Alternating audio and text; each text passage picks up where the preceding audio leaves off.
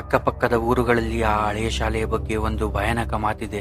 ಸುಮಾರು 20 ವರ್ಷಗಳ ಹಿಂದೆ ಒಂದು ಅಪಘಾತವಾದಂತಹ ಆ ಶಾಲೆ ಮುಚ್ಚಲಾಗಿರುತ್ತೆ. ಅಂದಿನಿಂದ ಇಂದಿನವರೆಗೂ ಯಾರೂ ಆ ಕಡೆ ಸುಳಿತೇ ಇರಲ್ಲ.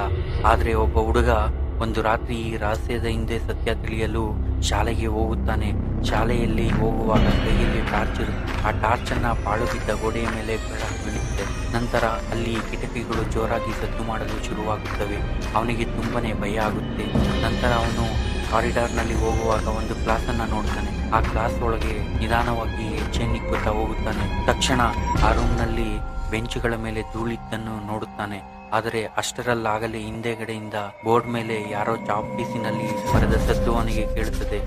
ಅದನ್ನು ನೋಡಲೆಂದು ಹಿಂದೆ ತಿರುಗಿ ಬೋರ್ಡ್ ಕಡೆಗೆ ತನ್ನ ಬೆಳಕನ್ನು ಹರಿಸುತ್ತಾನೆ. ಆಗ ಬೋರ್ಡ್ ಮೇಲೆ ಚಾಕ್ ಪೀಸಿನಲ್ಲಿ ಯಾರೋ ಇದ್ದಕ್ಕಿದ್ದಂತ ಹಾಗೆ ಬರೆದ ಹಾಗೆ ಕಾಣುತ್ತದೆ.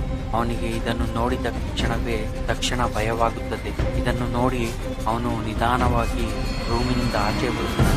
ಅವನು ರೂಮಿನಿಂದ ಆಚೆ ಬಂದ ತಕ್ಷಣ ಯಾರೋ ಬೆಲ್ ಬಾರಿಸುವುದದ್ದು ಅವನಿಗೆ ಕೇಳುತ್ತದೆ. ಅವನಿಗೆ ಅನ್ನಿಸುತ್ತದೆ ಇಲ್ಲಿ ಇನ್ನೂ ಯಾರೋ ಪಾಠವನ್ನು ಕೇಳಬೇಕು ಅಂತ ಇದ್ದಾರೆ ಎಂದು. ಆಗ ಅವನು ಭಯಭೀತಿಗೊಂಡು ಸ್ಕೂಲಿನಿಂದ ಹೊರಗೆ ಓಡಿ ಬರುತ್ತಾನೆ. ಅವನು ಹೊರಗಡೆ ಬಂದ ತಕ್ಷಣ ಅವನಿಗೆ ಅನ್ನಿಸುತ್ತದೆ ಇಲ್ಲಿ ಯಾರೋ ಇನ್ನೂ ಪಾಠವನ್ನು ಕೇಳಬೇಕು ಎಂದು ಇದ್ದಾರೆ ಎಂದು. ಅಷ್ಟರಿಂದಾಗಲೇ ಕ್ಲಾಸಿನಿಂದ ಒಂದು ಜೋರಾದ ಶಬ್ದವನ್ನು ಕೇಳುತ್ತದೆ. ಅದನ್ನು ಕೇಳಿ ಅವನು ಗಾಬರಿಗೊಂಡು ಸ್ಕೂಲಿನಿಂದ ಆಚೆ ಓಡಿ ಹೋಗುತ್ತಾನೆ.